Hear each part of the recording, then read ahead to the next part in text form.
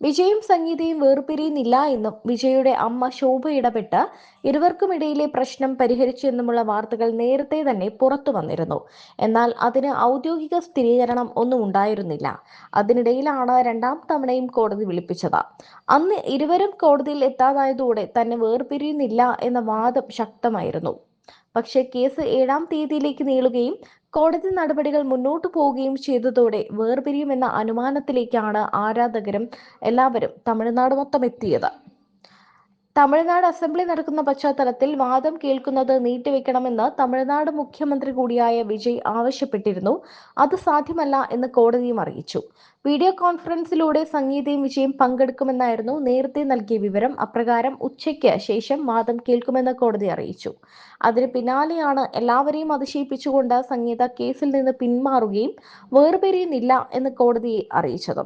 മുൻ നടനും ഇപ്പോഴത്തെ തമിഴ്നാട് മുഖ്യമന്ത്രിയുമായ വിജയുടെ വിവാഹമോചന കേസ് റദ്ദാക്കി.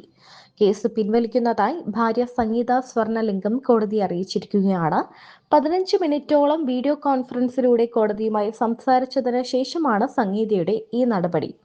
ചെങ്കൽപ്പേട്ട് കുടുംബ കോടതിയിൽ സംഗീത സ്വർണലിംഗം സമർപ്പിച്ച വിവാഹമോചന കേസിന്റെ ആദ്യത്തെ ഹിയറിംഗ് ഏപ്രിൽ 22-നായിരുന്നു.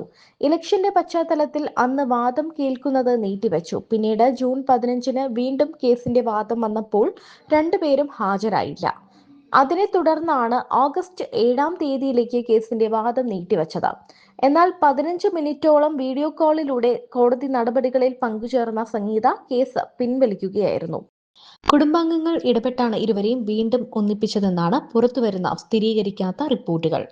എന്തായാലും സംഗീതയും വിജയും വീണ്ടും ഒന്നിക്കുകയാണെന്ന വിവരം ആരാധകരും ആഘോഷമാക്കുകയാണ്.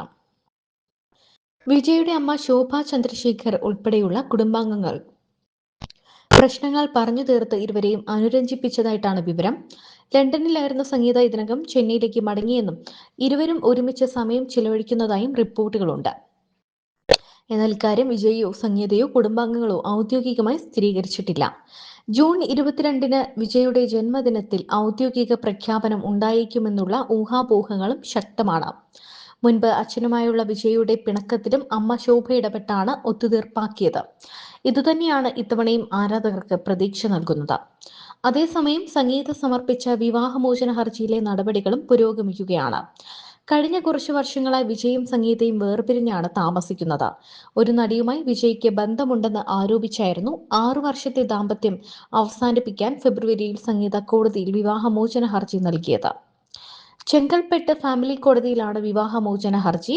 2021 മുതൽ വിജയ്ക്കൊരു സഹനടിയുമായി ബന്ധമുണ്ടെന്നും അത് അവസാനിപ്പിക്കാമെന്ന് ഉറപ്പ് നൽകിയെങ്കിലും തുടർന്നു എന്നും സംഗീത ഹർജിയിൽ ആരോപിക്കുന്നുണ്ട്.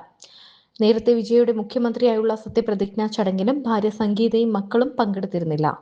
വിജയുടെ തിരഞ്ഞെടുപ്പ് പ്രചാരണത്തിലും സംഗീതയും മക്കളെയും കണ്ടിട്ടില്ല. സംഗീതയുടെ വിവാഹമോചന ഹർജിക്ക് പിന്നാലെ തൃശയുമായി ബന്ധപ്പെടുത്തി ഗോസിപ്പുകളും എത്തിയിരുന്നു. 1999 ഓഗസ്റ്റ് 25-നായിരുന്നു വിജയുടെയും സംഗീതയുടെയും വിവാഹം. ജേസൺ സഞ്ജയ്, ദിവ്യ സാഷ എന്നിവരാണ് മക്കൾ.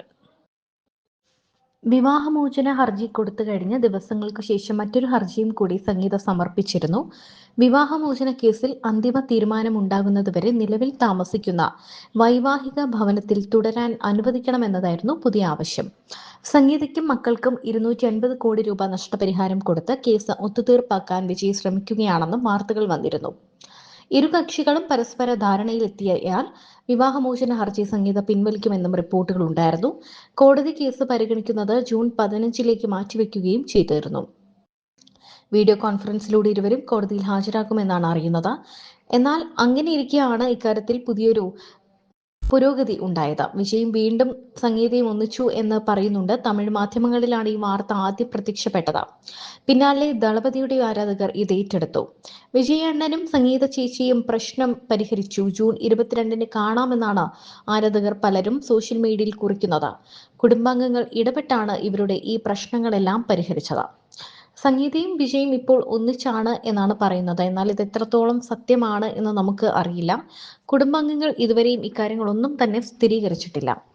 അതേസമയം തന്നെ വിജയുടെ പല കാര്യങ്ങളിലും പല ഔദ്യോഗിക സന്ദർശനങ്ങളിൽ ഉൾപ്പെടെ നമ്മുടെ നടൻ അജിത്തിന്റെ അമ്മയുടെ മരണ സമയത്ത് അവിടേക്ക് എത്തിയ വിജയ്ക്കൊപ്പം തൃഷയും ഉണ്ടായിരുന്നു. അങ്ങനെ വിജയുടെ എല്ലാ കാര്യങ്ങളിലുമുള്ള തൃഷയുടെ ഇടപെടൽ വലിയ രീതിയിൽ തന്നെ ചർച്ചയായിക്കൊണ്ടിരുന്നു.